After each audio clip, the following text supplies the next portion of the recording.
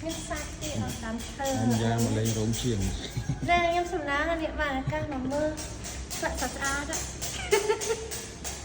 ស្អាតជួយទិញ នេះទិញនេះគេអនេះផ្កា ឡើងអំពូល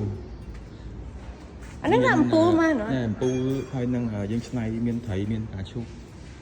ខ្សែភ្លើងតហើយដាក់តែអំពូលភ្លឺហ្នឹង ចុះដាក់នឹងតាំងមួយក៏បានដែរគិតមិនដែរ មានអីឥឡូវចង់យកមកណាក៏ថាអីវាច្រើន ច្រើនណាស់ យើងមានតាំងពីការងារចម្លាក់ភ្លើងដែក elephant នេះគេ គាត់តែនៅតែរៀបចំមួយអាចគុំអាចឆ្នៃតាមហ្នឹងទៀតដើម្បីបន្ថែមការងារហ្នឹងមាននេះ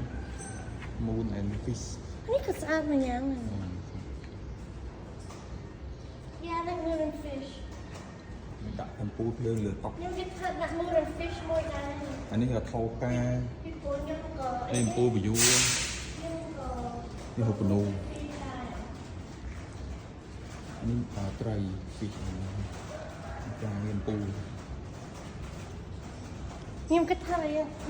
អានេះត្រីឯង fish ដែរហើយឯង lotus ខ្ញុំគិតថាបើដាក់អំពូលដូចមួយពីរអីឲ្យមានភ្លើងក៏ស្អាតដែរ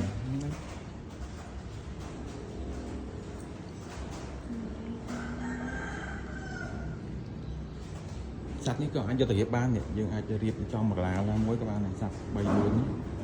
យើងឆ្នៃបាននេះអាចដេកដាក់អីវ៉ាន់បានសត្វនេះហ្នឹងបាទដាក់ការដាក់អីនៅស្រុកខ្មែរមានសត្វហ្នឹងហ៎មានច្រើនការងារនេះគឺឆ្នៃទេសត្វខ្លះវាអាចនឹងឆ្នៃប្រឌិតសត្វខ្លះវាផុតពូជហ្នឹងហើយព្រោះឥឡូវពូជយើងអត់ដឹងហើយយើងរត់ទៅនេះរត់នោះតាមធម្មជាតិវាបាទអញ្ចឹងយើងឆ្នៃប្រឌិតខ្លះហើយតម្រងខ្លះបាទឧទាហរណ៍ខ្ញុំដាក់អីគេខ្លះដែរដាក់ទៅ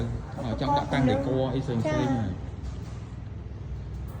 នេះមាន3 4ហើយនឹងនៅរូហ្វាក៏មានដែរយើងយកទៅឆ្នៃការងារតាំងជួជាប់ផ្ទះអត់ដេកត្រូវពីនេះមួយណាមួយនេះក៏មួយនេះអាហ្នឹងវាមានឈុតវា3 4ហ្នឹងនៅក្រោមហ្នឹងតែយើងដូចគឺតែមួយយកវាមានម៉ែឪកូនអូនេះឪម៉ែកូននេះមាន3អង្គរសាទៅបើអង្គរសានេះគាត់ថាដាក់ទាំង3ក៏បានដែរ